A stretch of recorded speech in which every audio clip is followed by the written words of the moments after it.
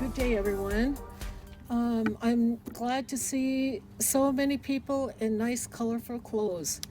It's a good day that the Creator has provided for us, and I see that uh, many of you are from out of town, and He's also granted you traveling mercies. So I'm very thankful for that. And what I would like to just do is just give a real brief history of why we are here. The issue of murdered and missing Indigenous people has been something that we all know has been going on for centuries. First documented when Christopher Columbus landed and took some people back to Europe. And since that time until the present time, there has not been a whole lot of official responses from our governments. Our tribal governments have always been aware of that. And I'm very thankful for you personally, um, to those that have been very instrumental in the grassroots movement to bring this issue also to our state government and to our federal government. And as a result, we are fortunate that both of our senators were able to sponsor legislation that created this National Day of Awareness for murdered and missing Indigenous people. And and one thing I would like to acknowledge is that we are in traditional Blackfeet territory, the Blackfeet Confederacy, and we have one of the bands that live here in Montana.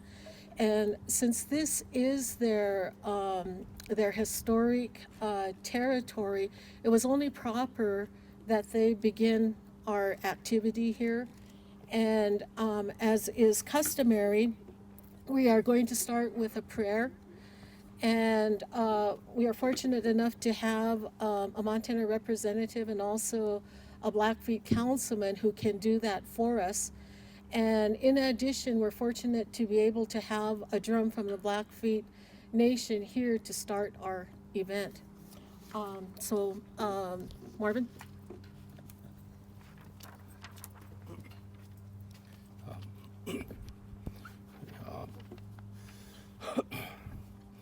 Ayo na pina tus kipita kipiswa spakse swa. Ayo spunnas no te sokas. Ayo so kuniman.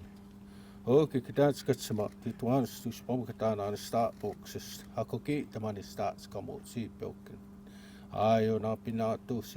Oke stapat pip. Nox pomos. It's the PMX.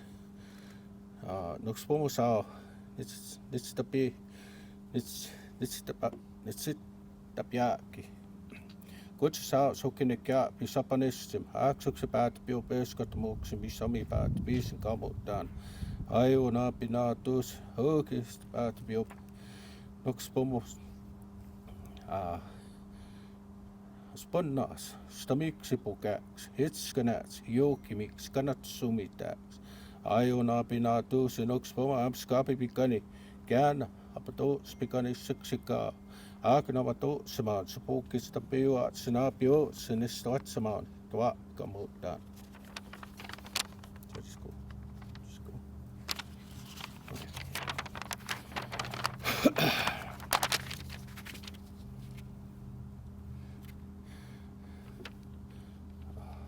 Okay. Nistuanako ni tääna. My Blackfeet name is Lone Chief. My English name, I guess Christian name, is Marvin R. Weatherwax Jr. I'm the representative from House District 15 in the Montana State House of Representatives. I'm also a current member of the Blackfeet Tribal Business Council. And with that,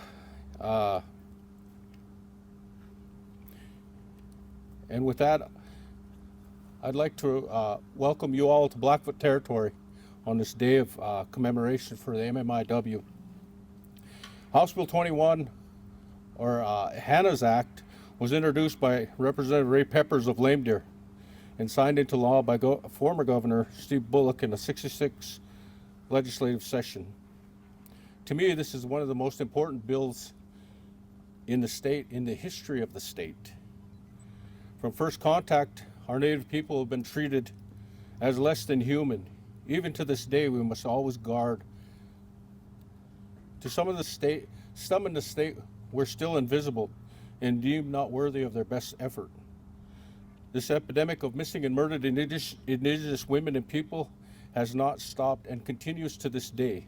On my own reservation, we have 2 active searches going on, one for a tiny 3-year-old little girl, and then the other one is just recent, is for a young man in his 20s. There are many more unsolved cases on all of our reservations, and that's including our urban and our rural towns in every corner of the state, which is why this effort is a long time coming. As a Native, we have always held our grandmothers, mothers, sisters, daughters, every female in our family, all the females of our people, we've held them in great respect and deemed them as sacred because they give life. Without them, the human race would have died at its conception. So on this day of remembrance, for those that we've lost, let's give thanks to the Creator and hope for a better future for our people. Okay, Ken.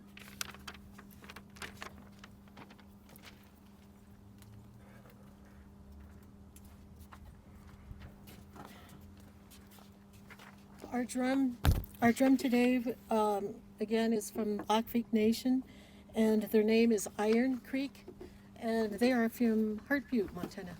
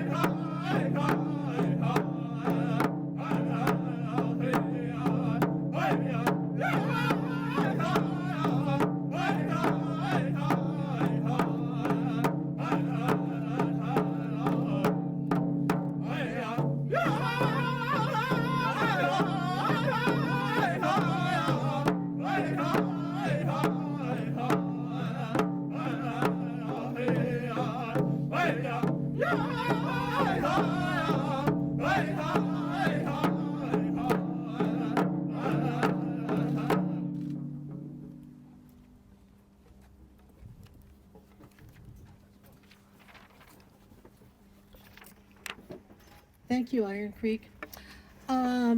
Before we go any further, I wanted to let you know that there are items, of course, that you can see on the tables that I think you would enjoy looking at those.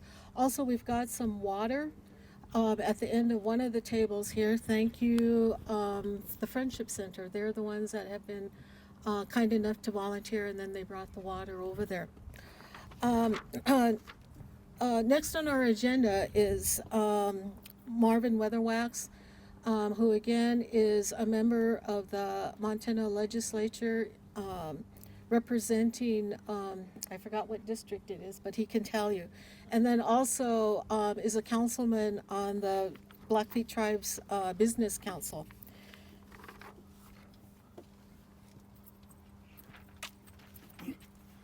Okay.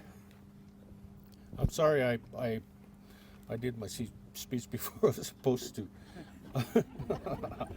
Nervous. You know, I would just like to say, you know, it's a really big honor to be able to serve all of my constituents, both tribal and the state.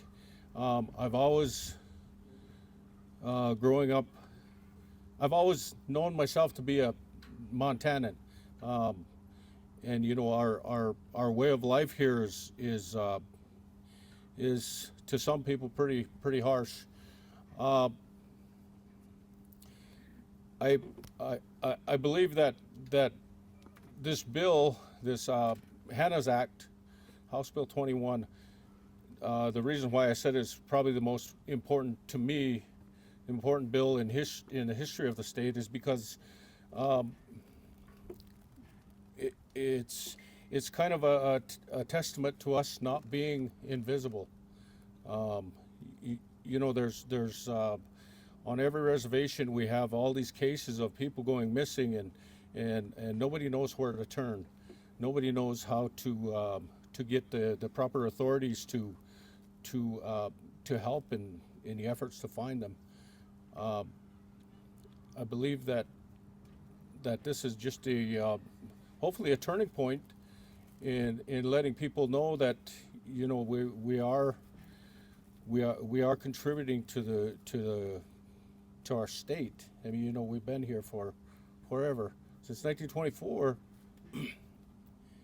we were deemed citizens of this country, and you know, we've survived disease, we've survived starvation, and we've survived forced assimilation, and you know, now we can read, we can speak English, and it's, you know, I really believe this is a big step in that way of I guess I would say letting the world know, you know, we're here. We're a small population, but we're here, and I'm really happy and really proud to be able to be speaking here today. My goal in life is to make a big footprint, and I've hopefully I've accomplished just something that my kids can try to top. And you always want to make life better for your kids, and this is how I'm trying to do it. I do have a small story. On October 13th, I came here the day before the dedication of the flags. I passed the bill that made this happen. I was parked right down there, getting off my truck, and the nurse called and said, "You've tested positive." So I wasn't here for the dedication, so finally I get to talk. and you know, and like I say, I really thank all of our you know, our executive branch of our government for listening to us. I mean, I know we don't agree on a lot of things, but you know, there's always room for compromise. There's always room to work together. We've had decades and decades of negotiations. that hopefully we can continue and things can only get better from here. And with that, I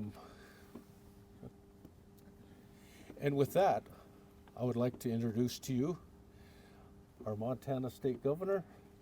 It's my honor and privilege to introduce to you Governor.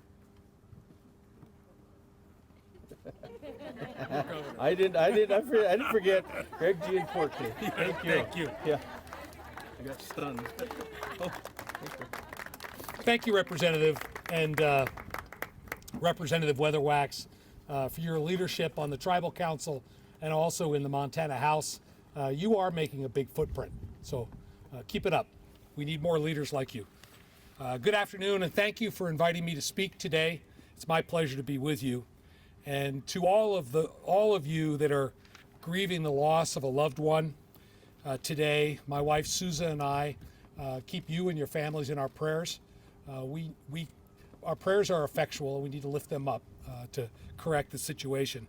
Henny Scott, whose body was discovered after she went missing in 2018, should be celebrating her birthday today. That's something to remember and lift up.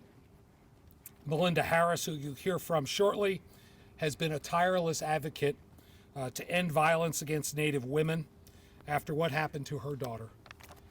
Thank you, Melinda, and all of you that are here today for bravely standing together in this battle. Each year, too many Native American women disappear. There are almost 200 missing people in Montana today, and 25% of them are Native American. This is unacceptable. Today, the Blackfeet tribe, as was mentioned by Representative Weatherwax, is looking for little 3-year-old Arden Pepion. May God find a path to that little person. Time is of the essence, and we must bring all the resources to bear on this tragic trend. In April, I was proud to sign 3 bills of Representative Paragoy and Senator Small to help address this crisis. These bills will equip the state with the tools needed to track data, raise awareness, and strengthen interagency collaboration to protect Montana's Native peoples. Our shared hope is that these bills will save lives. Thank you, Representative Paragoy and Senator Small, for spearheading these efforts. I know Representative Paragoy is here. Is Senator Small here today? Can we give Representative a round of applause for her work? Thank you.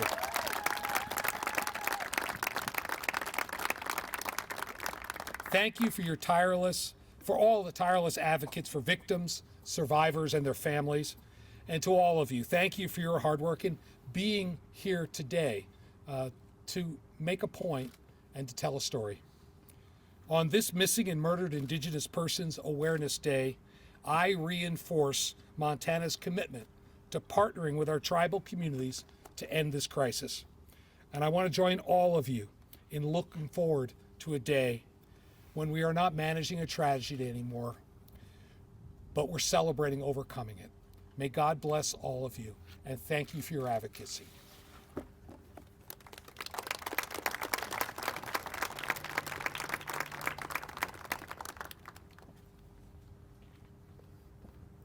Governor?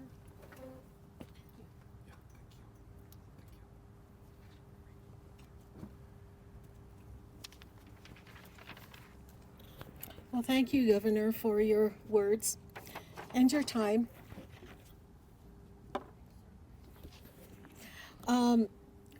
We have also the privilege of having the representatives from our 2 senators.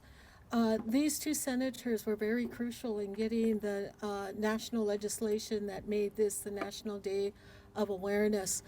So I will first call to the podium Dan Strusick, okay, sorry, I apologize. And he is from the office of Senator Deans.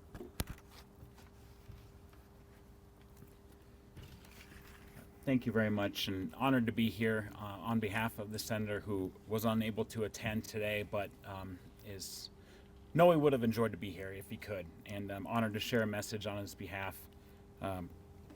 Dear friends, thank you for the opportunity to share a few words with you today as we bring attention to this important issue. I first want to say a special thank you to the Montana Native Women's Council for their hard work in putting together this event and for all the good work that they do in Indian country. In Montana and across our nation, we are facing a devastating crisis of missing and murdered Indigenous people. Far too many families across our state have come to know the pain of having a loved one go missing or be murdered with no answers. The lack of accountability and the lack of justice for victims and their families is simply unacceptable. To all the families and friends of those who have gone missing, please know that your loved ones are not forgotten. They deserve justice. You deserve justice. That's why I'm working hard to lead this fight in the U.S. Senate to raise awareness and find legislative solutions, like the bipartisan Savannah's Act that will address this issue head on. I was proud to be part of the group that saw Savannah's Act signed into law last year, but there is much more for us to do as we ensure the steps we are taking have a positive impact on the current situation. Today we remember Hannah Harris, who would be celebrating her 29th birthday this year, and countless other lives that have been lost due to this crisis. Raising awareness for this ongoing crisis is paramount to ensuring that we continue to take steps to bring justice for the victims. We must never forget the responsibility we have to provide public safety, and I promise to continue to work with our communities to get them the resources they need to effectively combat this crisis. It is an honor to serve as a United States Senator. If I can ever be of assistance, please do not hesitate to reach out. God bless.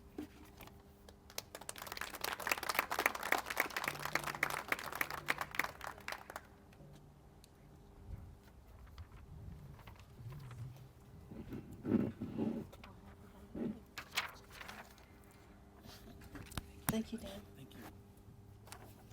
Dan. We next have Robin Madison, who is from the office of Senator Tester.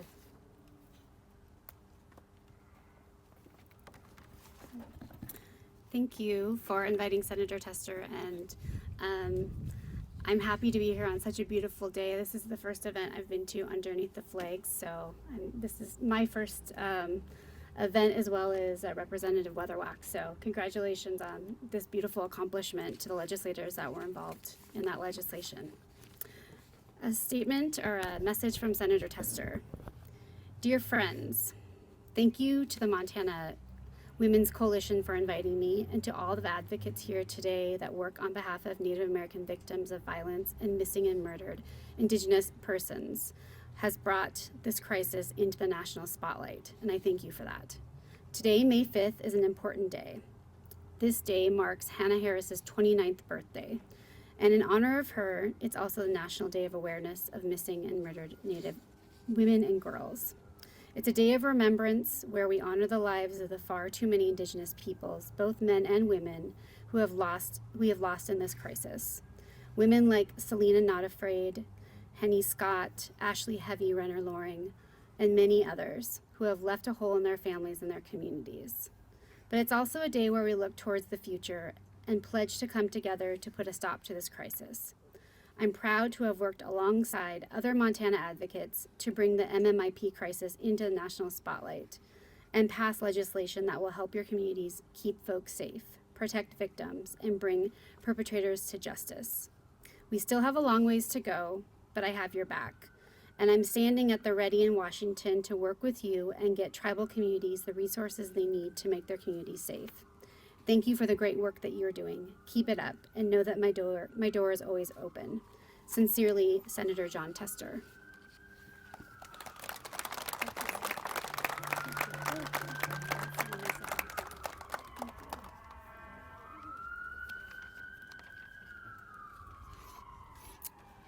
Well, we have so far heard from representatives from our government, from our tribal government, from our state government, and then also from our federal government. And I'm really glad to say that they have heard your voices, and that is why that they have really gone to bat for the families. And as hard as it is for you family members, we could not have reached this point but for your efforts. And so I again want to thank you for that.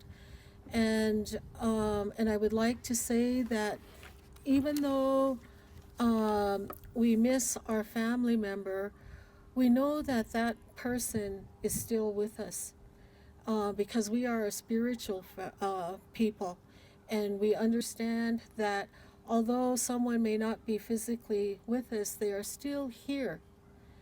And so with even within our family, we lost a person, um, and that death was so very, very hard, as you know. um, when we have children that we raise, we never think we are going to be using the word murdered in connection to our child. We never believe that that is going to happen.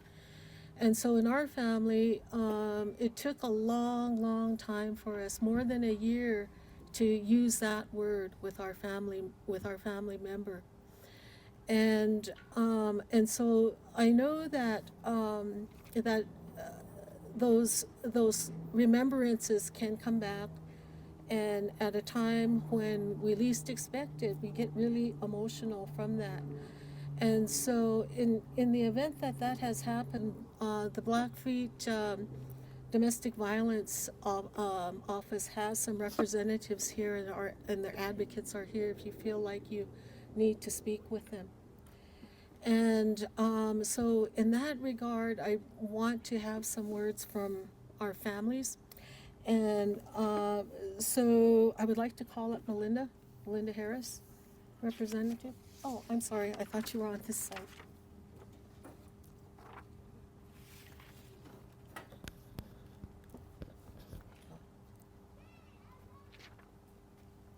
Thank you. I want to say thank you to everybody who was able to make it here today. Today is a very powerful day for me because we're not only celebrating Hannah's birthday, but we also celebrate the lives of our missing and murdered. We, the Harris family, know that nothing will replace the loss of our beloved Hannah, but in organizing to create these changes needed, we must work together. We must support May 5th as a National Day of Awareness for our missing and murdered women and girls. We are all aware of how large this problem is for all Native women. The abuse, the violence, the injustice that we have to face on a daily basis. We know how the justice system fails many families, and this is not acceptable. Federal, state, and tribal governments must work together with all of us, especially those of us who have lost daughters, sisters, mother. We must walk together to strengthen and respond to our missing and murdered Indigenous women and girls, especially to prevent women and girls from being abducted and murdered. In order to do this, we must start in our own families. We must educate our children to respect and love the life of both of our thoughts and our behaviors. We need to teach the young that women are sacred and violence is not our way of life. We must have compassion for one another. We are one of the lucky families that got to bring our beloved Hannah home. A lot of families are still seeking answers to bring their loved ones home. Our prayers and love are with you. There are some things that I want to bring up. The first thing is when a Native woman is murdered off the reservation, that family that think they have a case against the police department, they can sue them. But when you live on a reservation, you can't because they are protected by the U.S. government. In many cases, nobody wants to take on the U.S. government. This must change. They need to be held responsible, just like off the reservation. Another thing that I wanted to bring up was the cadaver dogs. I know that Up in Browning, they get the cadaver dogs because they got the access to it because of the going into Canada borders. But what about us guys way down in the Northern Cheyenne country, the Crow country? We are rated #1 and #2 in missing and murdered. So I really kind of want to express how I feel about that. I wish we still got access to the cadaver dogs down there. Another thing that I wanted to bring up too was the justice system with the courts. When you're murdered or missing off the reservation and you go to court, the person can get life in prison. But when you're murdered or missing on the reservation and you go to court, you don't get that. You just get certain amount of years. And I think that needs to also change too. The police departments need to be held responsible for their actions. And they're not taking responsibility for that because they have the government behind their back.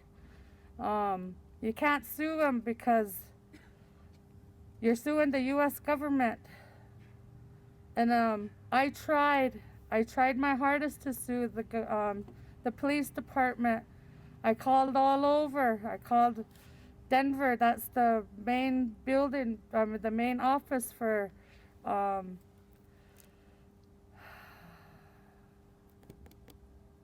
Indian law. And they didn't want to take it, and they started giving me numbers. I tried for a whole year to contact these people, and nobody, not one person even wanted to take that because they knew that suing the government is a long process. The Crow family that did sue the U.S. government took them 11 years to finally get resolved. I think that needs to stop. I think all police departments should be held responsible for that. On the other hand, I want to have a shout out for the Snowbird Foundation. I really think that's a really important, positive thing that they're going, that families can call them and they can help, give them money to help go search for their loved ones. I'm really proud of that foundation, and I want to say thank you, because most people, when their loved ones go missing, they don't know who to turn to, and they don't have the money or the resources to bring people in to help. And I'm really thankful that the Snowbird Foundation is up and running. That's all I have to say, and thank you.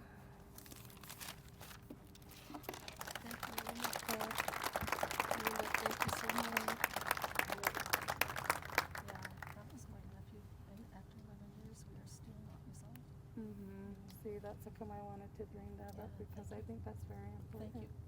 Thank you.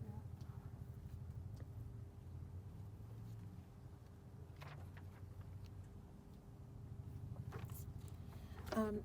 I guess just a comment I'll share with you that I told Melinda is that that is my family that for 11 years had worked on a legal issue, and we searched high and low for a person that had that kind of expertise to bring in action against the federal government. That person came from Denver, and then I subsequently was local counsel for her so that we could file that action in the federal district court in Billings. And it is a very, very hard process, very long process to go through. And I'm glad to say that that with this awareness, one of the things that the federal government finally did was to enter into a settlement with the family that includes, among other things, learning about this issue. So the settlement agreement has not yet taken into full effect. We got sidelined by COVID. So next, I'd like to call up another family member of a victim. This is Rena Bryn Frank, whose sister has been missing and, well, I shouldn't say missing, was found murdered some years ago, a long time ago. And that is something that she will share with you. Good afternoon. Thank you so much for having me here and giving me the honor to speak before you. My sister, her name was Beverly Dee Bryn, Beverly Diane Bryn. She was only 16 years old when she disappeared. It happened. Let me adjust that. It happened on the Thanksgiving week, November 22nd, 1977. She disappeared. She went to the movies with my brother and my sister-in-law in Hardin, Montana, from Crow Agency. And she didn't come back with him. She was in the vehicle, and they went inside a bar, of course, to have a few drinks, and left my sister in the car. She was 16 years old. There were a lot of young people around, so they thought she'd be okay. When they came out and they were ready to go home, she wasn't in a vehicle. She wasn't around. Nobody knew where she went. She disappeared. They looked all over for her. They didn't find her. And because it was getting late, they finally just went home. The next day, my mother was worried because this wasn't like her for not coming home. She called some friends, and they hadn't seen her. And that was like on a Wednesday, the day before Thanksgiving.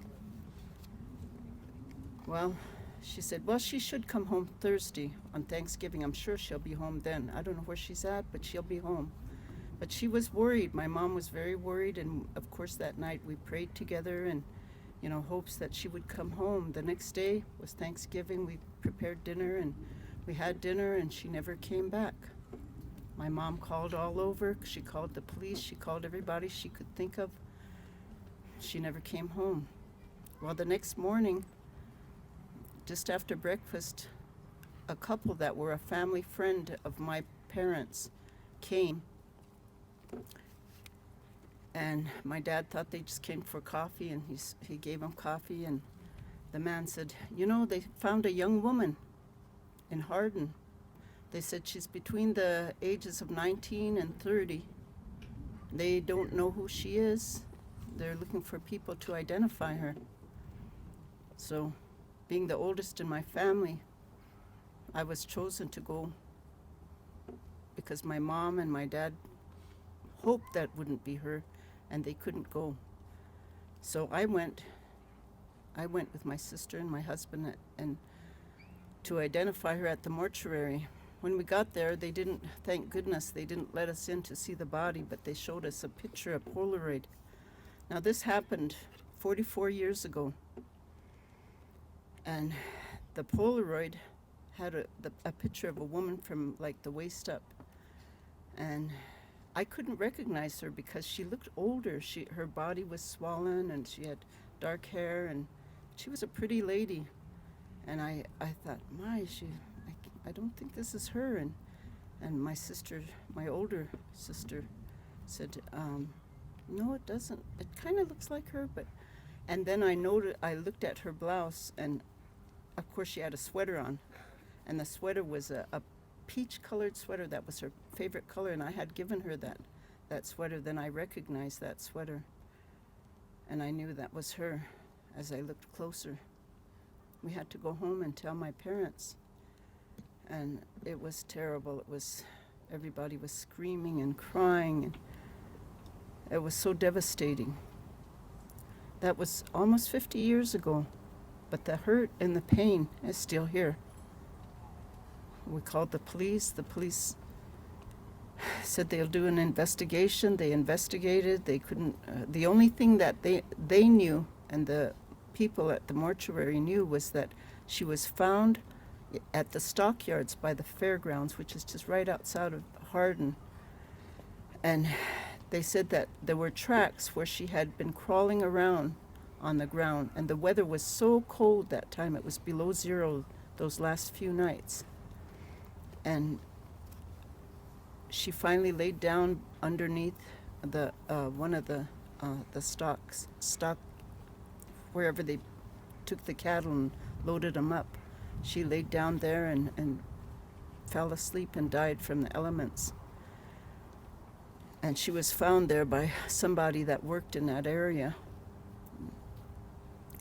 But that was so long ago, and we tried to get information. The police said they couldn't find it, they took whatever leads they said they had, and we just never found out who it was that had killed her, had left her to die.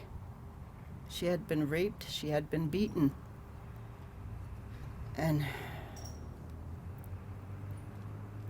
several years ago, maybe about 3 years ago, one of my brothers tried to find out again. Through the years, we tried to, find out from different leads and different policemen that lived and, came into the community.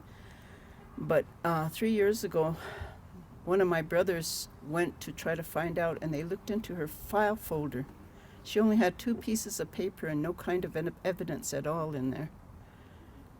It just devastates me that, Native Americans are just the invisible people. They don't want to do anything for us. The government, the police departments, the local governments. Here in Montana, I find it where, they would rather not deal with us. I'm so glad to see that there's more Native Americans that are becoming active in our government, in the legislature, working with in the legal services, the justice systems. We need more people to get out and work so that we can be recognized as Native people, the first peoples that were here. We need help when we lose a loved one. We have too many people that are disappearing, that are being missing and not knowing where they are. I watch these different programs on TV and stuff, and it's said that gangs get together and steal young women and males, boys and girls, whoever they can steal, they traffic them. They use them as prostitutes. They use them to sell drugs, and it's big business. They make a lot of money on that because they're a product that they can use over and over and over again to make money, and that's what it's all about.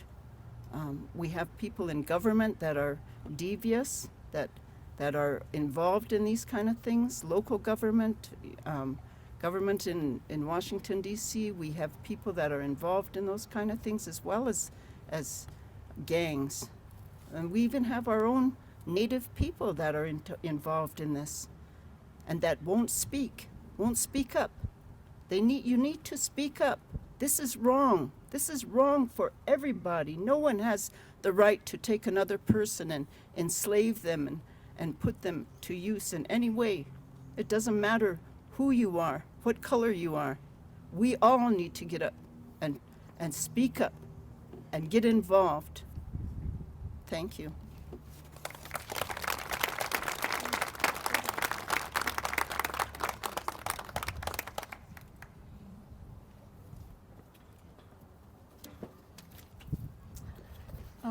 We have a mother from Northern Cheyenne who has been very, very active in a grassroots movement, and I would like to have her address you, Paula Castro.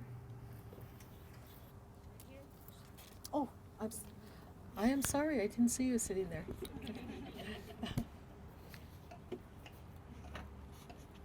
She's also married to one of my cousins.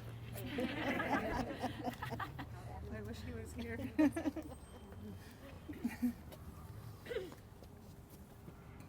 It's good to be here. Good to see all of your faces here. And everybody here gathered. I usually don't know what to say when I get up here, so I don't mean to sound cliche. But my daughter was missing for a total of 21 days. I reported her missing December 7th on Facebook.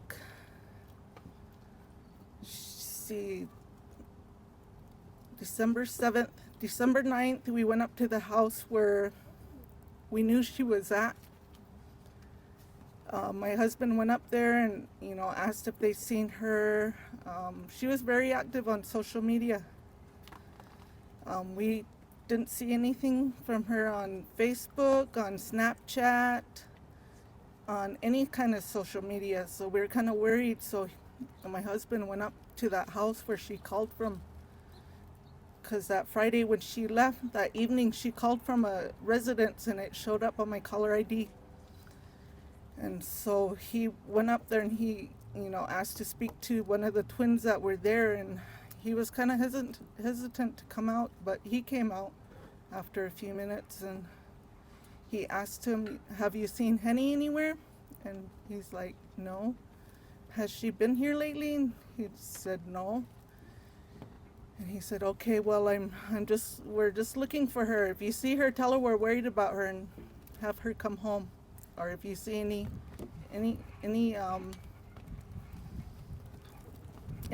of her messages on social media, let her know to come home, call home. We're worried about her." So then maybe about a week later, Melinda came up to me and said, "Let's go to the police station." About 2 weeks later. It was about 2 weeks later, but that next week I filed a missing persons report for her in Crow because everybody's stating that they seen her in Crow. So we went to the neighboring reservation, Crow, and we filed a missing persons report. And so we went home. In the meantime, we were still looking for her, like in Billings. Oh my gosh. We were looking for her in Billings. If we go to Billings, we'd look for her in Sheridan. Coast Strip, we were just hanging missing posters of her, in the local town and Coast Strip and Sheridan and Billings. We even went to Lodge Grass looking for her because they said that she was with a person there, and so we went to their residence and she wasn't there. So then that week after that is when Melinda grabbed me and said, "Let's go to Lame Deer, let's file a missing persons report." I said, "Okay." So we went down to the jail and I filled out another missing person report. In the meantime, I didn't know that the missing person report I filed in Crow was just sitting on somebody's desk. They were out for the Christmas break. And he didn't get back until we had found her. And so nobody was even looking for her in Crow. So then we filed in Lame Deer. Then a week after that is when we put together the search party. And I wasn't allowed to leave, so I'm not too sure what sections they searched. Melinda was there. I was so happy that she was there. She helped keep my nerves together. But we started out that morning. I know they searched both sides of 212. They were told not to go up towards the house, but I think somebody went ahead and went up towards the house, and that's when they had found her. It was maybe not even 200 yards away from their house is where they had found her. We found her that afternoon. They said it was too dark to do anything, so she had to lay out there another night. They finally came that next morning. I'm sorry. I just tried not to cry. That next morning they finally came out. And they went up there, and it took them maybe about like 2 or 3 hours, and they bring her down to us. We were down at this hall, they call it Muddy Hall. We had a campfire. We sat up there with her all night because we weren't allowed to go up there and see her. They had a cop up there to watch her, but he left. Where our campfire was, we could see the house, and the cops didn't block it off. People were still in and out of there. I'm pretty sure they were having a party there. traffic was in and out of there that next morning.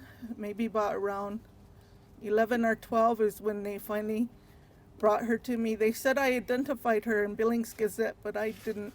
All I got to, they just opened the back of that Suburban, and she was already in a body bag. I didn't get to touch her, nothing. I didn't even know it was her. So I kept asking them, "Are you sure it's her? Are you sure it's her?" And they kept saying, yeah, but I wasn't even allowed to see her until and I wasn't even allowed to bring her home from the funeral home to spend time with her. They had to transport her for me. And I finally got her home, and that's when I, tried to expose most of the skin, because I asked to dress her. When they brought her to the funeral home, I asked to dress her, and they told me no. So when I got her home from the funeral home, I checked her body and I took pictures of what I could. And to me, it looked like her nose was broken, and she had a couple of contusions and scrapes, and she even had scratch marks on her chest from looked like somebody grabbed her right here. So I'm pretty sure something happened to her out there, but they're saying that there was no foul play involved. And she's been up at that house a few times to know where the main road is, and she's very athletic. She used to run PE every day, run after school, play basketball, and I don't know why she ran that way. Well, I have a pretty good idea, but she ran the opposite direction of the road to the highway. But if she ran towards the highway, I'm pretty sure she would have made it, because she's very athletic, and there was nothing wrong with her. I don't know why she didn't make it to the road. And it just hurts me to think of her out there. Nobody hearing her. Nobody seeing her. You could see where she was laying from the front door. I don't know how long she was laying out there. They can't tell me how long she was gone.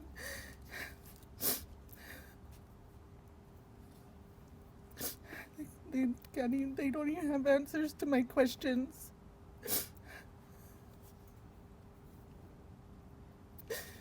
So I still have a lot of questions to this day. They can't answer me. I don't know if it's too much time for them, or I don't know how along the way they lost the love of their job.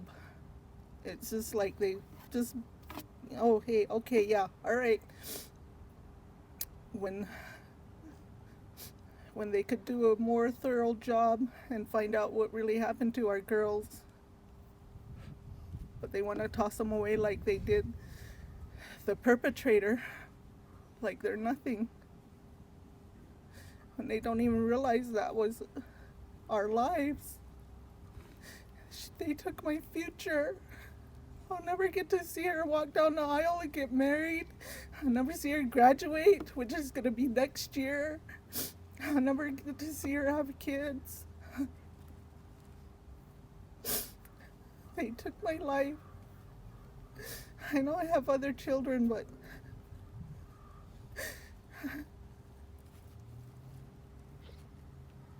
I was really close to her.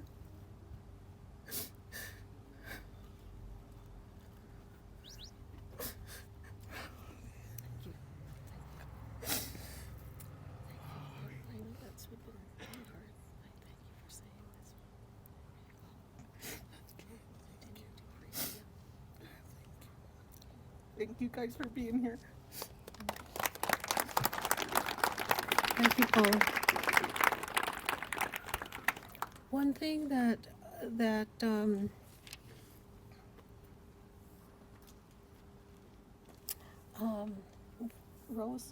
Rose Harris.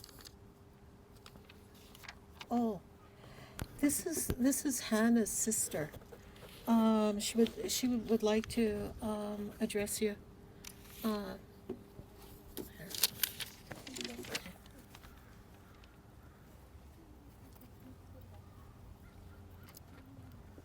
My name is Rose Harris.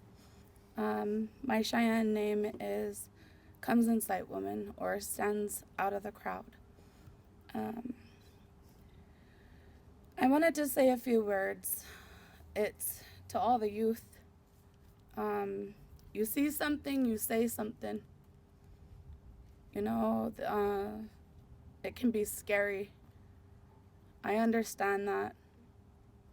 But I really hope that deep down in your hearts, you will know that just saying something could help someone's life. I also want to address the people out there that have committed the murder. If you did it and you have a heart, I wish you would come forward. Turn yourself in. Do what's right. I also want to, tell the police officers, yes, they do their jobs, but have compassion. Feel something inside of your guys' souls, because I feel like nowadays our souls have been lost. They've been lost to technology. They've been lost. We don't even know our own cultures. Our cultures are dying at an alarming rate. Our languages are dying at an alarming rate because of all of this technology. The kids, the youths, all they do is play on their phones. Social media, yeah, it helps out, but it also destroys. I just want the kids to know, and, people out there that are listening, that do what's right.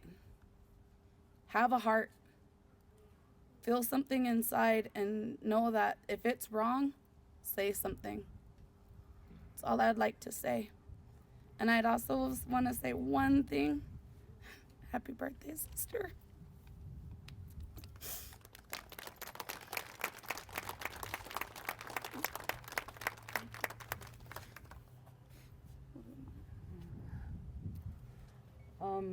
I want to introduce you guys to his real name is Nalik Sings in the Mountains, but his mom wanted to name him Jeremiah, so we call him Jeremiah. This is Hannah's only living son. He's 8 years old right now, and he wanted to say a couple words to you guys. Come on.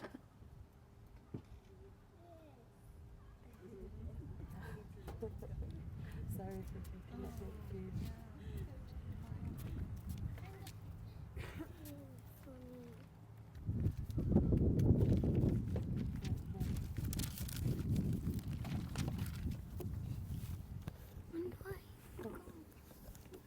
Hi, my name is Jeremiah, and I lost my mom at the age 9 months old. I'm just kidding. I'll just keep going.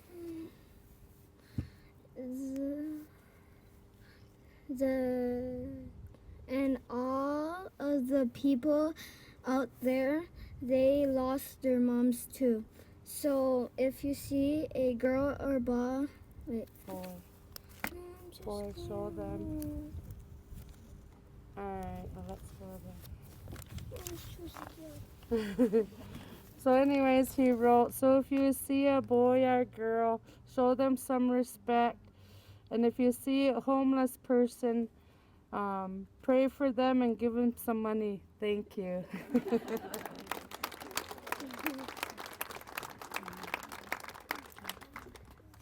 Thank you, Jeremiah.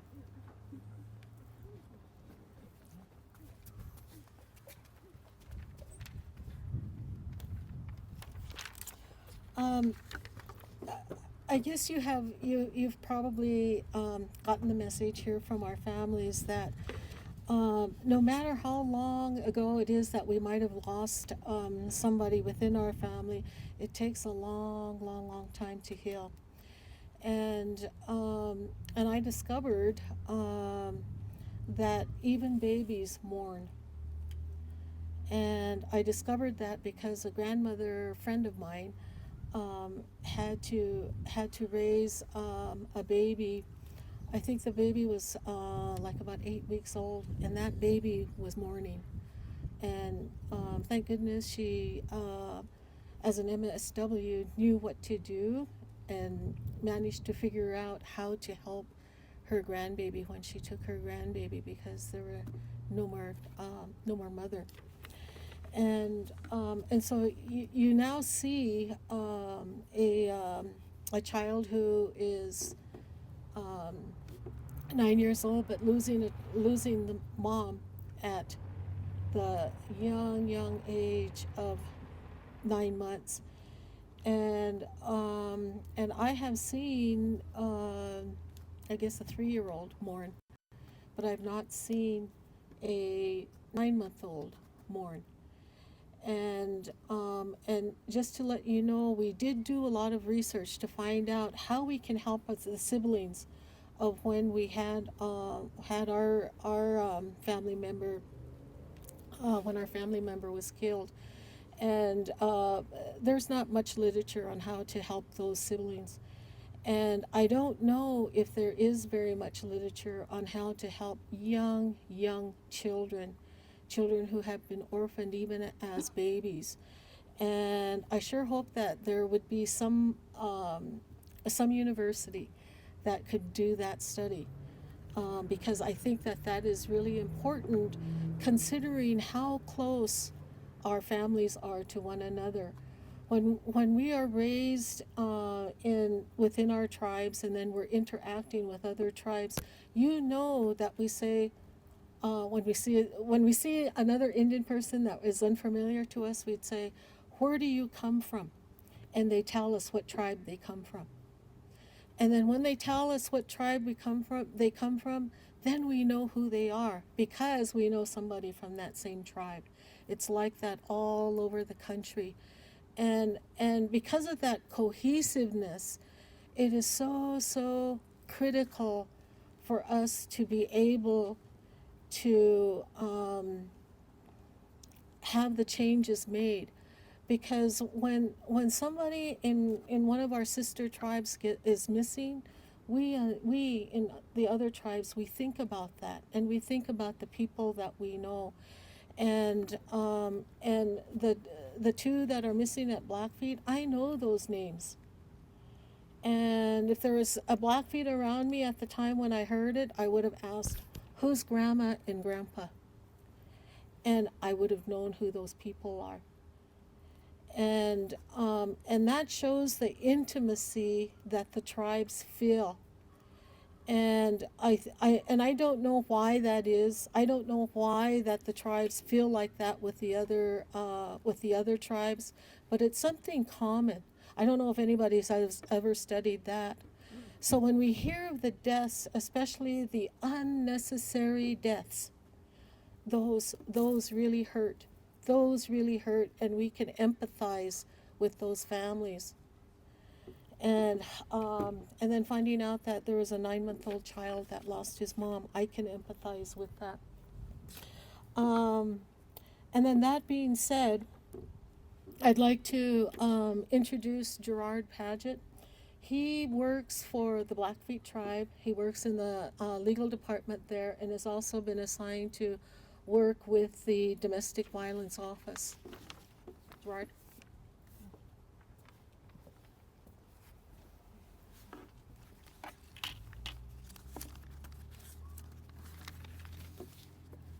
Hello, my name is Gerard Paget. I work in the legal department with the Blackfeet tribe and with the domestic violence program.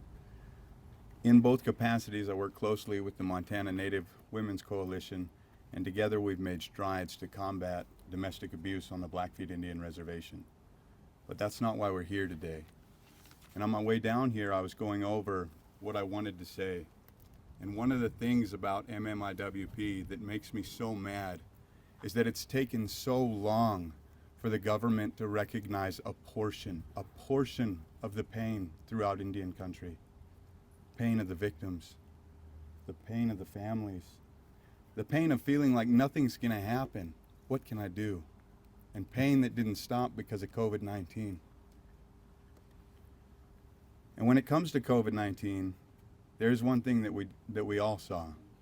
The steps that a government is willing to take to keep people safe. And it happened like that.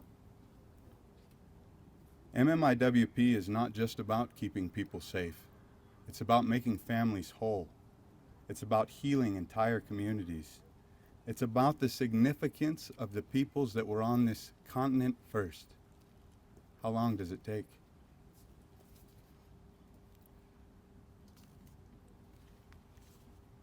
A quick example, on the way here, I stopped at every rest stop along the way, and they still don't all have surveillance systems. That's something small. That's not something that would break the bank, and that's something that might help with the next search.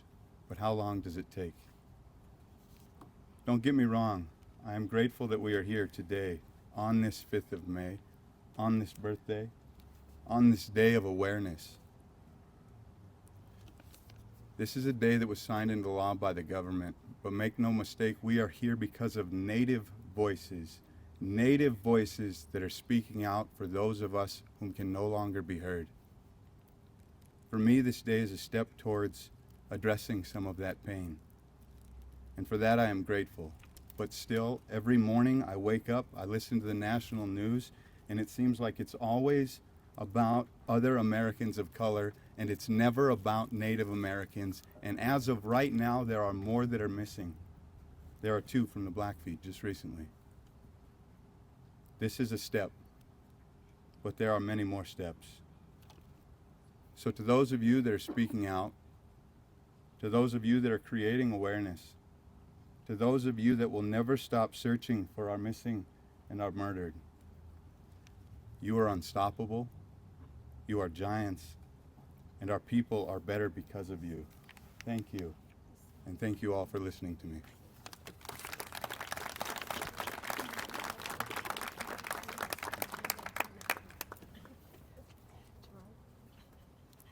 Thank you.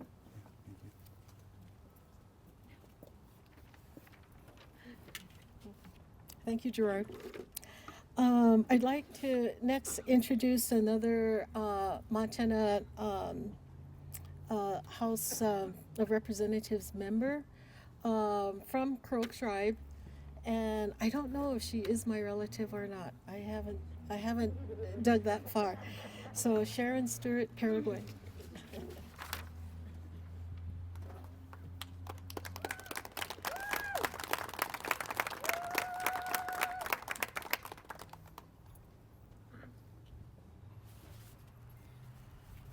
Thank you for inviting me, Jeannie, Women's Coalition. This has been a hard topic and we as legislators, Montana State Tribal Relations Committee, have deliberated on this issue the past 2 interims, and we'll be going through another interim. Another interim is before us. The issue at hand, as we begin to deliberate on this in the first interim, the 17 interim, we invited community members, we invited families, we invited advocates, and all of the stories that you're hearing today are the stories that have been repeated on the Crow Reservation, Fort Belknap, Fort Peck, Blackfeet Reservation, Rocky Boy. These are similar stories. And what we had found that was at the basis of their similarity was the lack of response, the lack of timely response, and not having not knowing who to contact because of multiple jurisdiction issues. Our families, the victims of the crimes, have to deal with a multi-tiered bureaucracy, not only at the tribal level, but at the state level and at the federal level. That's the issue that we are now facing in this 3rd interim. In the first interim, we were able to find the gaps, and we were able to fill those with legislation, asking that all law enforcement in SB 58, that all law enforcement coordinate that there's a coordination between the law enforcement agencies.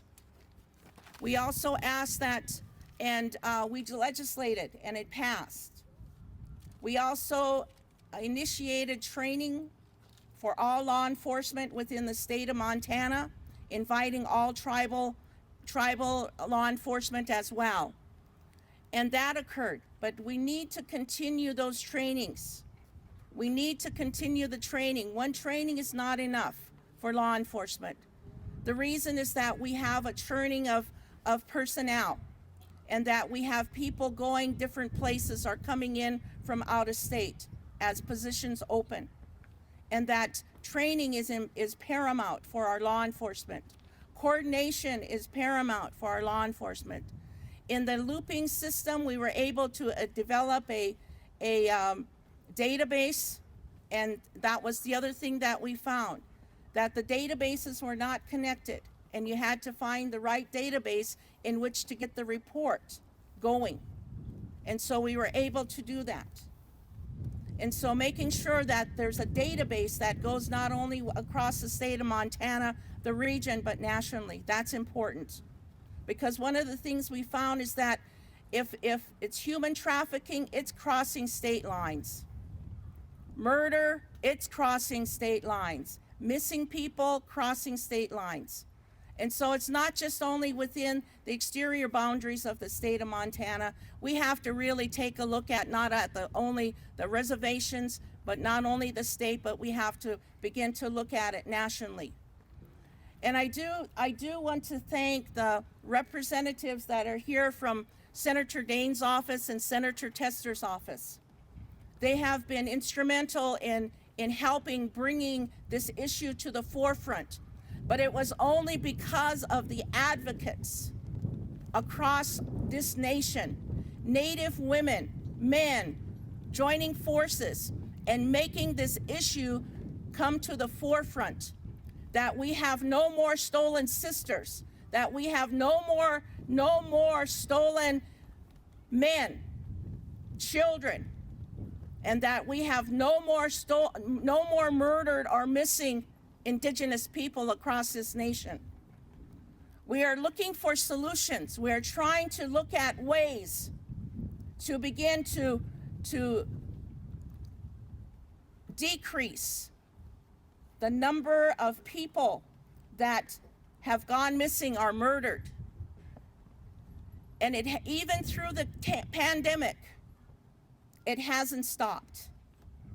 And I believe that as a people, and you've heard the families, different individuals talk about training, education, educating our young people, as communities, as elders, we need to come alongside our young people and begin to show them our ways again, to have that relationship. Young people, there's power in social media. Use it wisely. Use it to help your people. And then the most important thing that we've got to remember is that if we're going to move forward, we have to heal. We have to come together. This issue has brought us together. We have shed many tears. And we have stood together and we've had our voices heard. But we need to continue this work. There is so much more work to be done. And that's why I would ask, as a state legislator, the chairperson of the Montana American Indian Caucus, and some of our members are here, that I would ask that at the federal level, Senator Daines' office and Senator Tester's office, as well as Rosendale's office, and the governor will assist us, I know. But we have to begin to take a look at the major issue at hand, and that is not having authority within our exterior boundaries to begin to bring forth prosecution, to those perpetrators, to be able to ensure that our law enforcement has full authority to arrest a drug dealer, a human trafficker, a murderer. within our exterior boundaries. The 1885 Major Crimes Act took that authority from us. And it's almost 200 plus years that that has passed. And I believe that American Indians have suffered, families have suffered, children have suffered too long to begin to have a national initiative to repeal that. Because the Bureau of Indian Affairs, we asked them to come in our deliberations, and some came and some didn't. The Federal Bureau of Investigation came at our last meeting.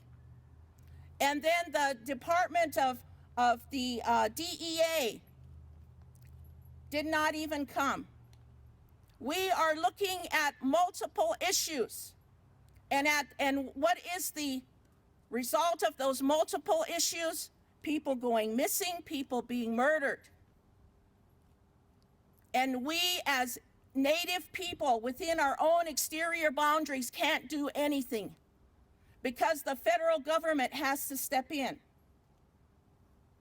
That is a paternalistic attitude, a colonialistic attitude, and I believe that 236 years is enough, and that we need to have a national initiative to restore the authority of our people over those individuals, those non-tribal people within our exterior boundaries. It's about time.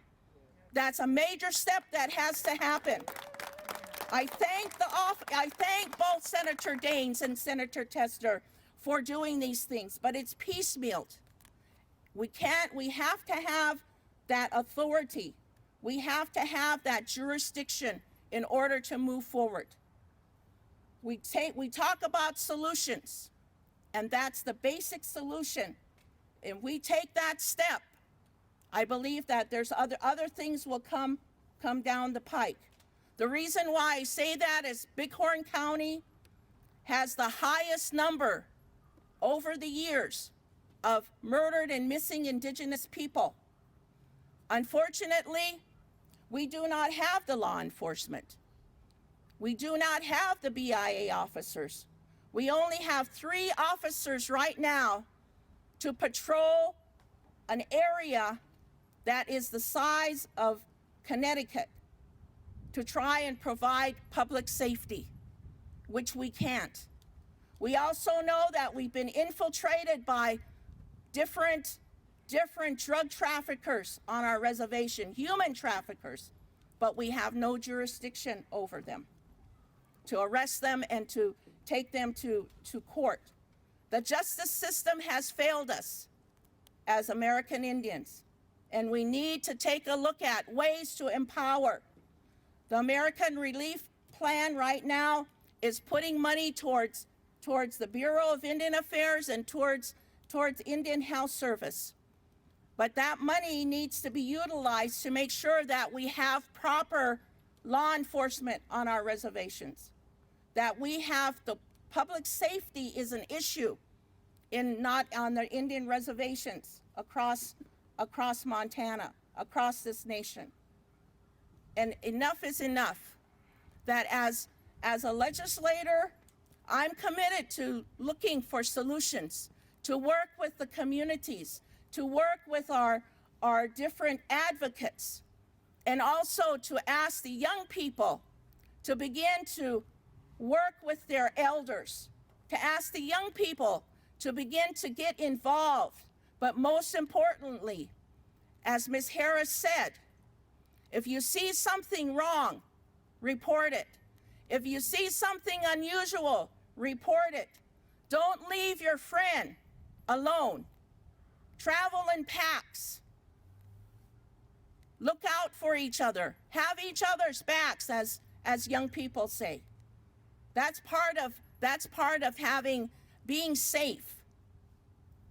And the most important thing is this. It's a beautiful day. We're celebrating, we're commemorating,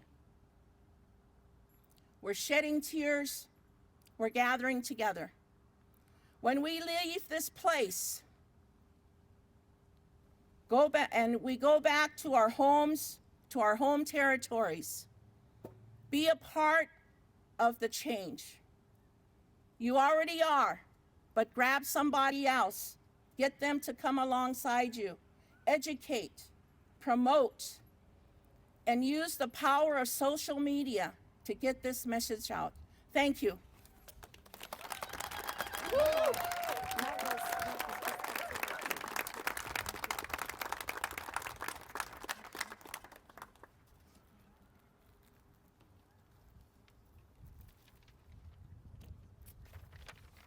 Thank you, Sharon. That was a powerful message. We know that that a lot of the incidences of the MMIP throughout the country involve issues, as Sharon has said, like human trafficking. And we're fortunate that in our state, and our state has been a leader in several movements, and I'll talk about that in a moment here. But in our state, we are fortunate to have such an expert in human trafficking based out of Billings. We have Penny Ronning, who is the coordinator for the Yellowstone County Area Human Trafficking Task Force. And she's just been a tremendous resource for different organizations throughout the state, and then speaking publicly, and then educating so many people, including our different elected representatives. So I was very happy to find out that that Penny could come and address us today.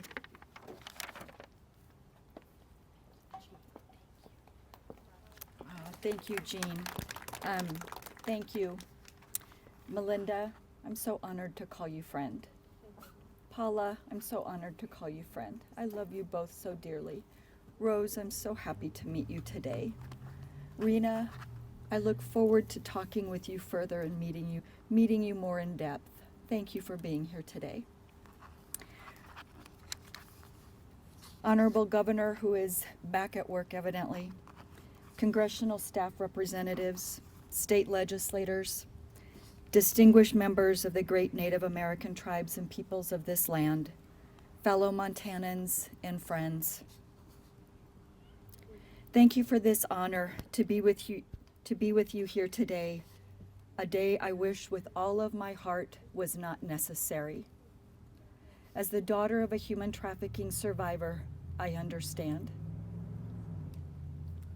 Normalization. Normalization. In 1914, the first film in a genre that would become known as the Western was shot by director Cecil B. DeMille. In the UK, the film was titled The White Man. In the United States, the film was titled The Squaw Man.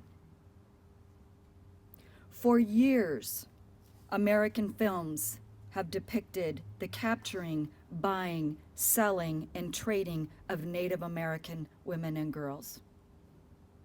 For years, American films depicted Native American women and girls as property. Normalization. For more than 50 years, the illicit massage industry has been allowed to conduct business in the state of Montana. Many of these illicit businesses register with the Montana Secretary of State, apply for and receive state massage therapy licenses from the Department of Labor and Industry, and receive business licenses from the local government in which the municipalities are, that they buy, sell, and trade predominantly Asian women for sex. I hesitate to use the word sex. The word sex implies consent, and for the most part identifies the act from a male point of view. What we know from law enforcement is that the majority of victim workers in the illicit massage industry are truly victims of human trafficking and victims of prostitution. I say victims of prostitution because prostitution is not a victimless crime. However, normalization taught us that prostitution is the oldest profession. This is not true. Prostitution is the oldest oppression. In my city, Billings, one female in one illicit massage business will generate $3,800 to $18,000 a month for the illicit massage business. Most illicit businesses run 3 to 5 female victim workers a month. Law enforcement has identified more than 30 illicit massage businesses in the state of Montana. Doing the math, using the calculations from Billings, these illicit businesses in our state could be making more than $8 million a year off of the buying and selling of human beings. And this is only one of the many forms of human trafficking we have in Montana. Normalization. When we normalize the buying and selling of adult bodies, why should it surprise any of us that the United States of America is the #1 producer and #1 consumer of child sexual abuse material, otherwise known as child pornography? In 2019, Pornhub, one of the most viewed websites in the world, had 42 billion views, 115 million visits a day, 6.8 million videos uploaded per year. And by far, the United States of America is the #1 consumer of content on Pornhub. The 6 core areas of criminal content on Pornhub include sex trafficking, child sex abuse material and child sex trafficking, rape, incapacitated sexual assault where the victim is drugged or drunk, revenge porn, and 6, hidden camera spy cam. Normalization. When we call this type of criminal activity free speech, we normalize victimization and we protect the abusers. When we tell little Mary and little Johnny, don't go to Uncle Tommy's house, over and over and over again we say, little Mary, little Johnny, don't go to Uncle Tommy's house. Remember what I said, don't go to Uncle Tommy's house. We set up the normalization of victimization. What we need to be saying and doing is putting the responsibility where it lies, with Uncle Tommy. We need to be calling Uncle Tommy out for who Uncle Tommy is, a predator, an abuser. The responsibility of victimization should always be with the abuser, the buyer, the pimp, and the trafficker, never the victim.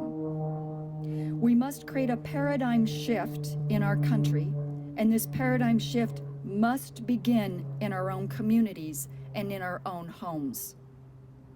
Thankfully, with gatherings and events like today, this paradigm shift is happening.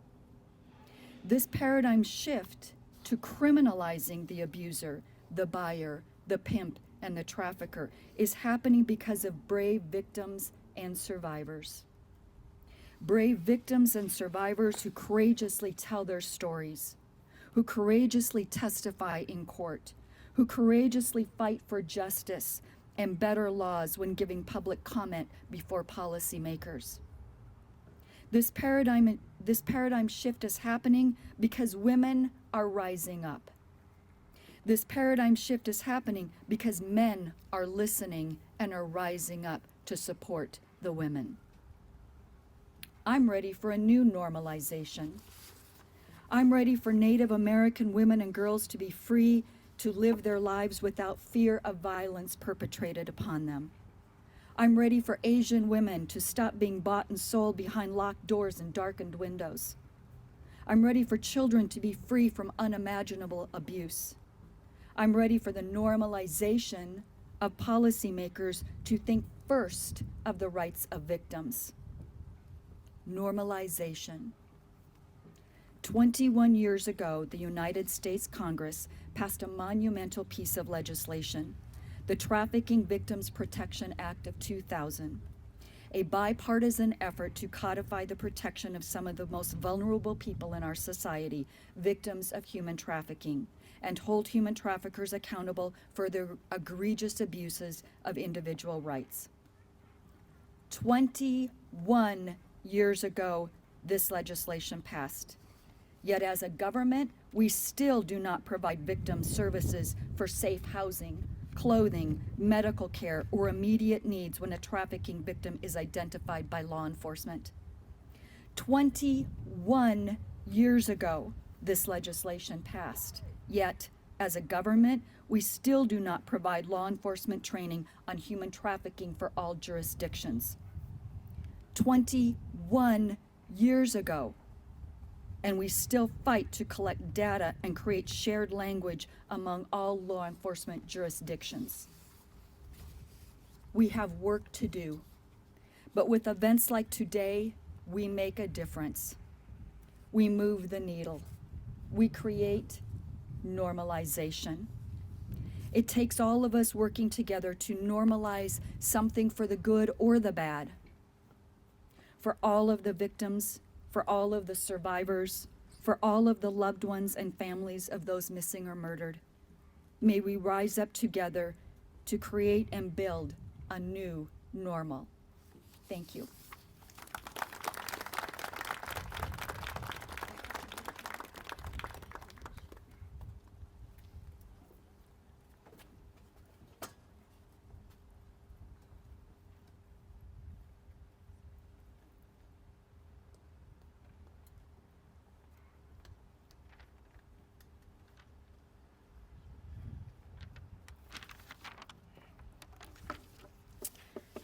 Didn't I tell you Penny had a lot to say, lots of really valuable information. So I thank you. I thank you for sharing with us what you know.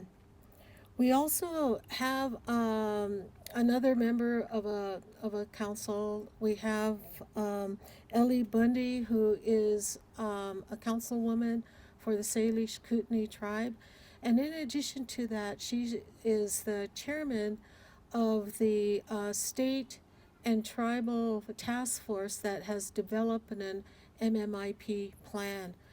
And I wanted to mention that I had read about this plan in a press release that Department of Justice issues.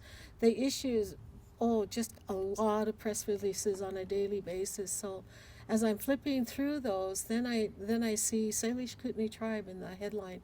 And I read about that, and I found out that we, again, are the first in the country to have a plan like this. And that the Department of Justice was going to be using that plan as a model for the rest of the DOJ offices throughout the country. And the chairman of that task force that put that together is our next speaker, Ellie Bundy.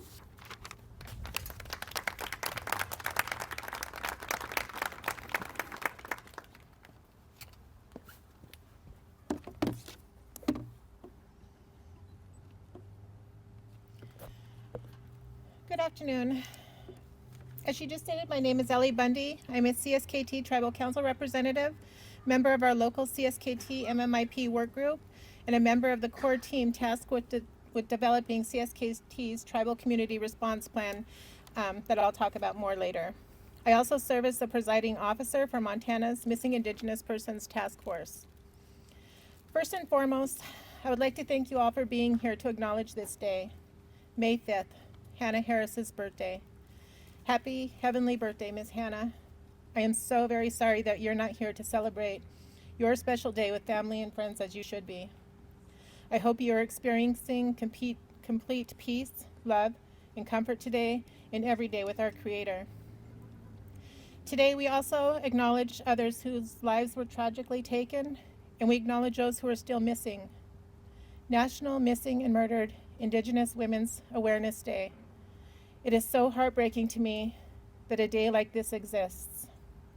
Don't get me wrong, I'm so grateful to every person here today to help raise awareness and to provide comfort to those who are hurting and to provide hope to our tribal communities. I'm just saying that in a perfect world, this would not be our reality. It should not be our reality today. I would like to express my gratitude at this time for all of those involved in helping to pass House Bill 35, House Bill 98, and Senate Bill 4 to establish a Missing Persons Review Commission, to extend the Montana Missing Indigenous Persons Task Force, and to extend the Looping In Native Communities Grant Program. It is my hope that we take an in-depth look at some of the root issues that contribute to MMIP. One of those is runaway youth. A Montana Department of Justice data analysis project conducted in the spring of 2020 indicated that nearly 80% of the individuals that went missing between 2017 and 2019 were juveniles under the age of 18. That is astonishing to me, and I feel that this is a good place to begin conversations so that we can learn more about how and why that is, so that we can help to educate and better protect our most vulnerable, our children. I know our task force is ready to get back to work, and on behalf of our tribal communities, to help end this heartbreaking epidemic. There's a lot of work to do. So I was asked to speak to you today about CSKT's Tribal Community Response Plan. To preface that, I would like to provide just a brief history. Tribal governments and American Indian and Alaska Native organizations had expressed concerns of missing and murdered members in tribal communities. In response, in November of 2019, by executive order, President Trump established a task force on missing and murdered American Indian and Alaska Native persons. Attorney General at the time, William Barr, launched a national initiative to address missing and murdered Indigenous persons.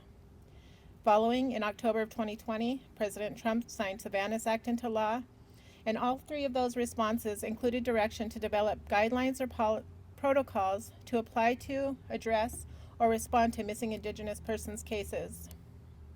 Informed by initial input from tribal leaders, tribal law enforcement, and other community members, experts from the Department of Justice, with assistance from the Department of the Interior and other federal government components, created a draft guide to help develop tribal community response plans. CSKT, as the first pilot project team in the nation, utilized those draft guides to help develop our own unique tribal community response plan, and I'm proud to share that we completed ours on April 1st of this year.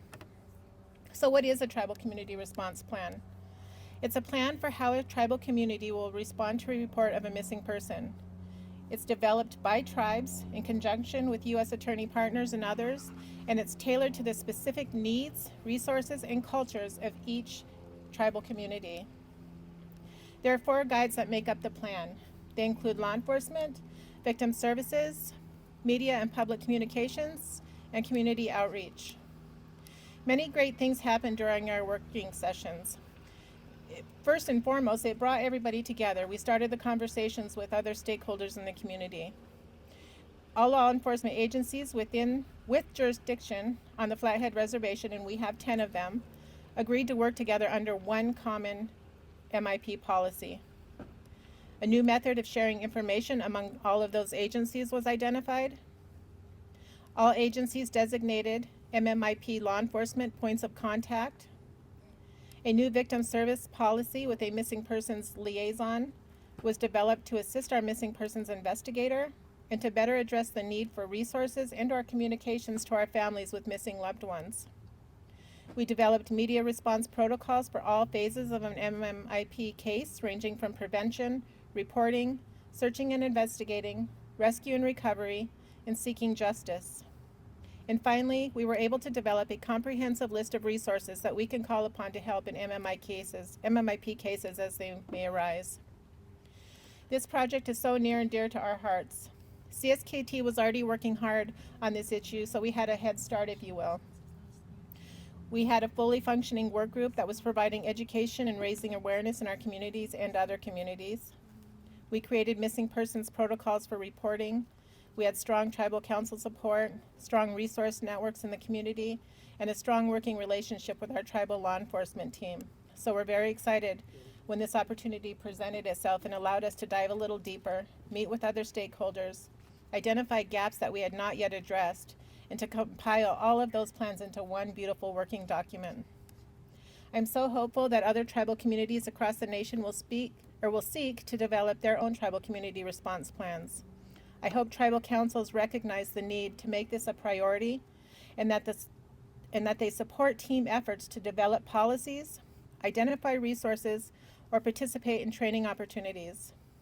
I've offered to share about our process with any tribal nation wishing to know more.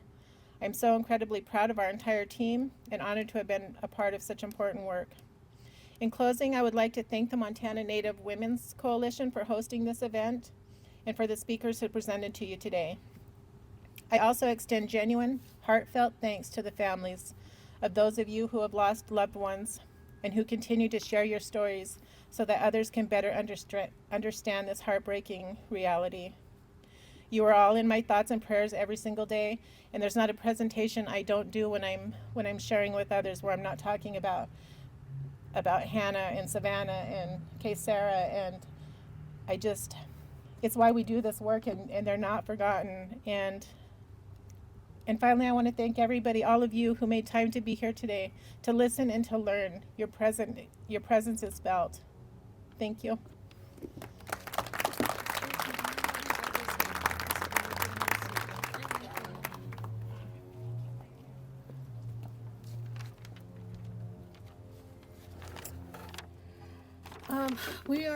We are nearing the end of our program, and I wanted to just acknowledge all of you and your presence here, and the families in particular that have been willing to come and share with us what you have experienced.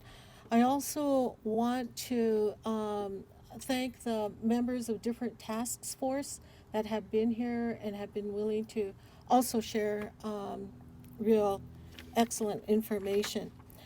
And I had mentioned earlier that Montana is the first state which created a Native American fatality review.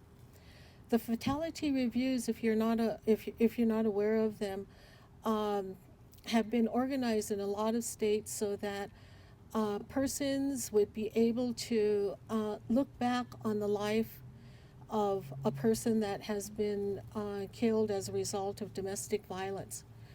And in doing that, it was the hope that they would be able to see where the red flags were in that person's life, to be able to use that to prevent further fatalities.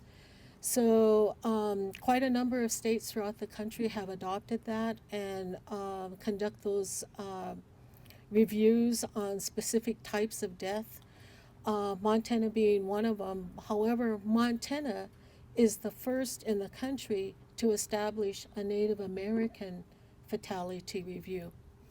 And we have one of those review members here who is going to be talking about that aspect there. And that is Valerie Fallsdown, who has been a long time advocate in this field. And she spends a lot of time with us in our office, and she became my second right hand. And my first right hand is Heather, standing right next to her. So, so Valerie.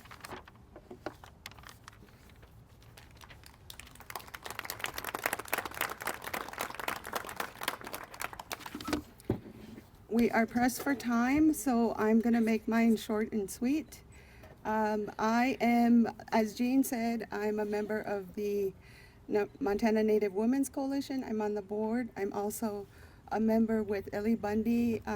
Tina Chamberlain, I'd like to recognize her. Do you want to wave, Tina? She is on the State MMIP Task Force. Any other members that are here?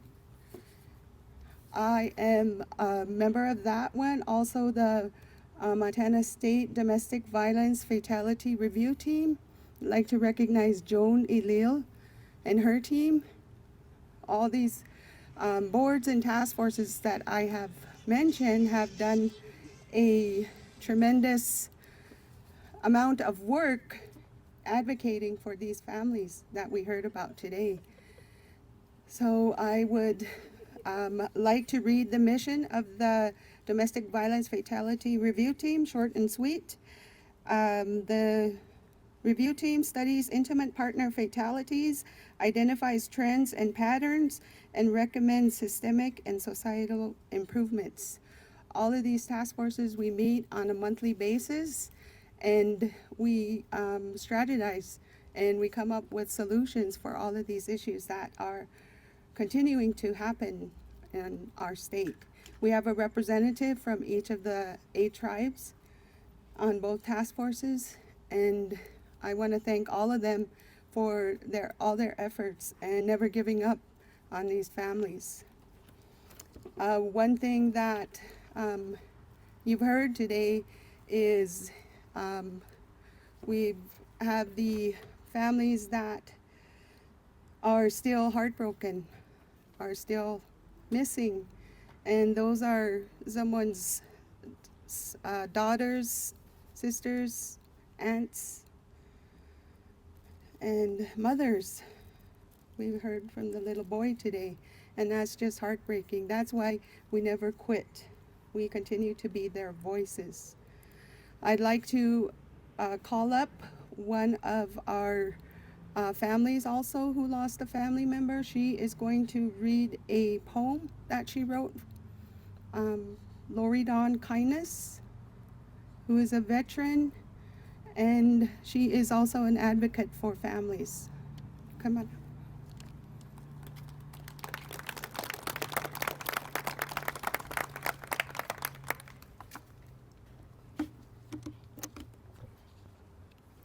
Good afternoon, everybody. My name is Lori Kindness. I represent the Crow Nation as a grassroots advocate. I'm also working with Western Native Voice, bringing about awareness into our communities.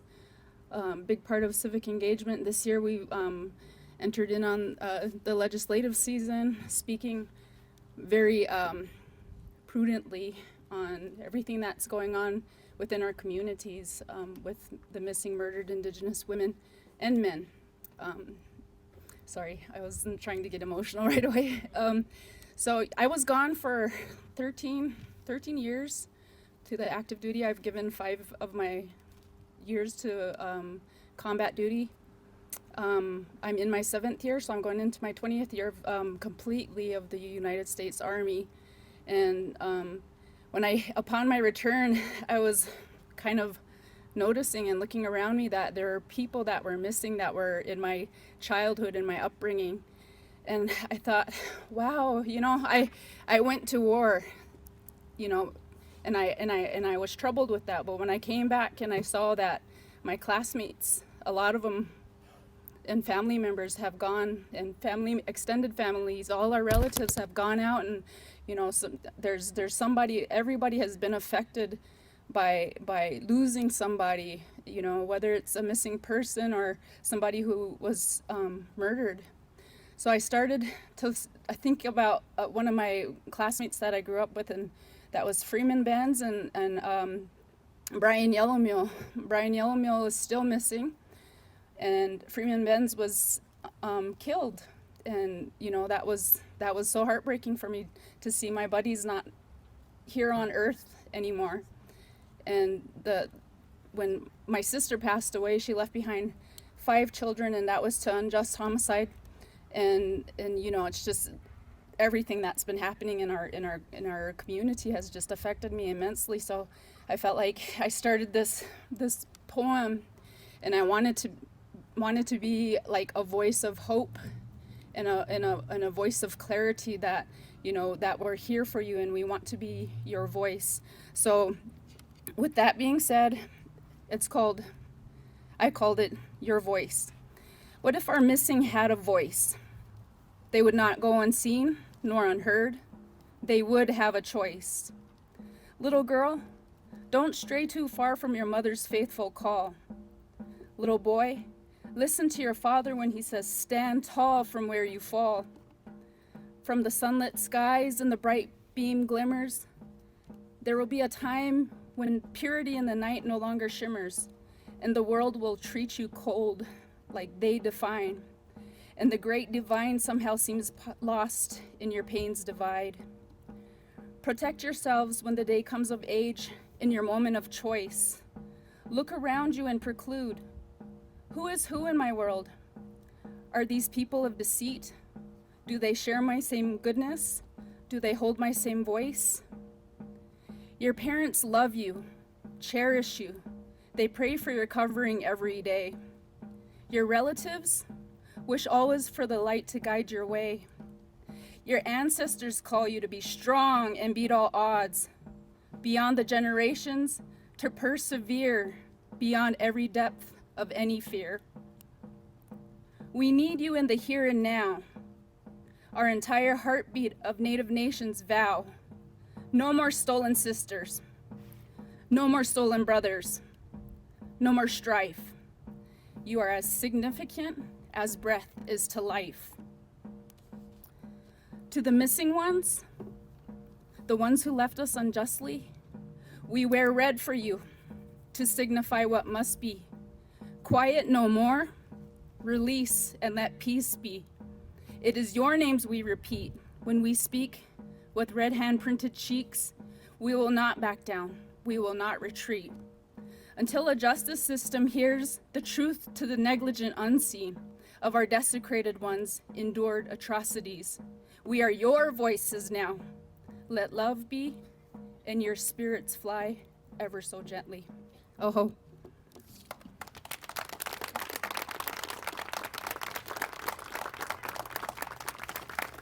Oh, thank you, Lori. That was very, very nice. That's takes talent to do something like that. So I appreciate you sharing that with us. We want to give some specific acknowledgments at this point. We want to first acknowledge and thank Deb Holland, our new Secretary of the Interior, who was able to finance the gatherings of these kinds of events throughout the country, finance them with non-government money. And then for this area, our sister coalition in the state of South Dakota, Native Women's Society of the Great Plains is the coordinator for these events in North Dakota, South Dakota, and here in Montana. So I want to acknowledge and thank them also. I would also like to acknowledge and thank the Friendship Center for their help, for the volunteers that they sent to assist us in our setup and then to be here and participate. I'd like to also thank Brian Fortner, who is a businessman in Billings that made some donations to us. And I would also especially like to thank our speakers. They were wonderful. And I'm really glad that the media is here and that you have recorded that. I'm very thankful for that and I appreciate that. I also want to acknowledge some additional House of Representatives that are here among us.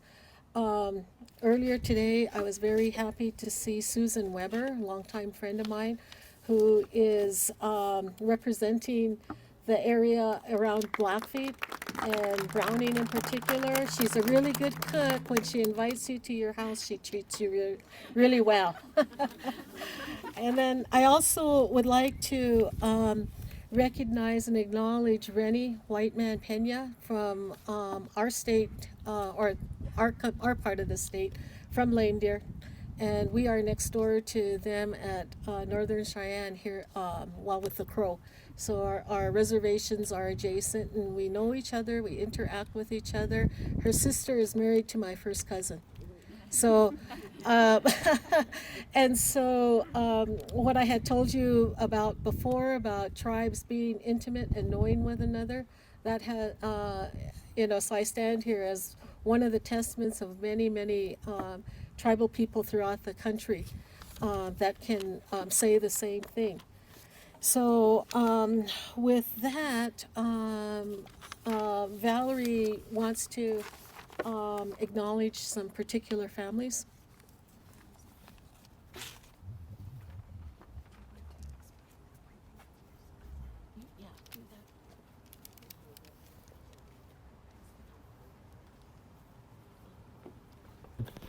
I'd like for the families that spoke earlier to come up to the front of the podium, please.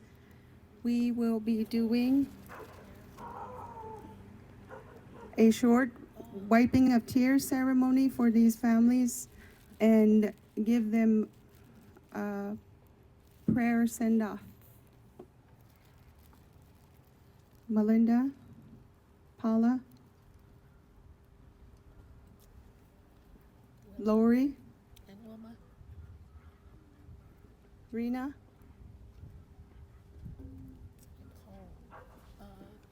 Wilma. Wilma. Go ahead and stand on this side. Go ahead and stand right here. Go ahead and stand right here.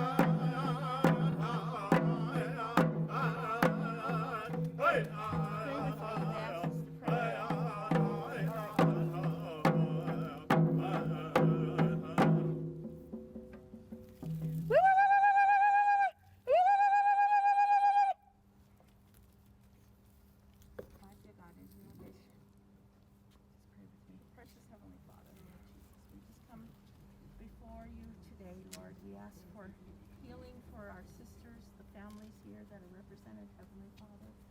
And Lord, we ask you to begin to give them strength, give them healing and restoration as they have drunk the water, that it will heal them. They will never forget, but they will be able to begin to move forward and continue to be that strong voice for their loved ones that have gone, Heavenly Father.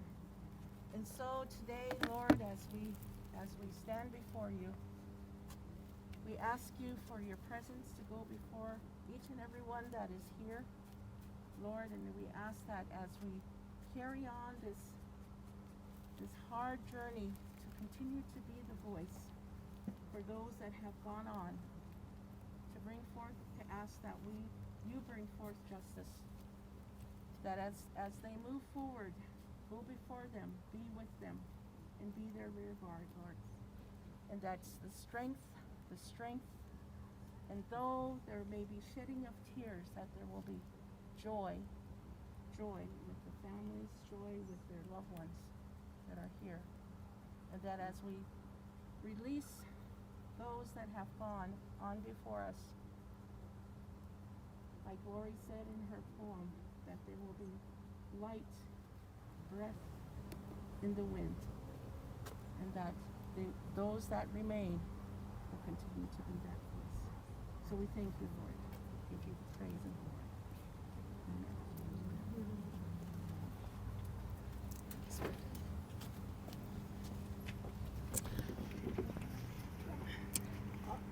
Again, thank you for your presence here. We greatly appreciate this. The families appreciate this, and we wish you traveling mercies back to your homes. Thank you.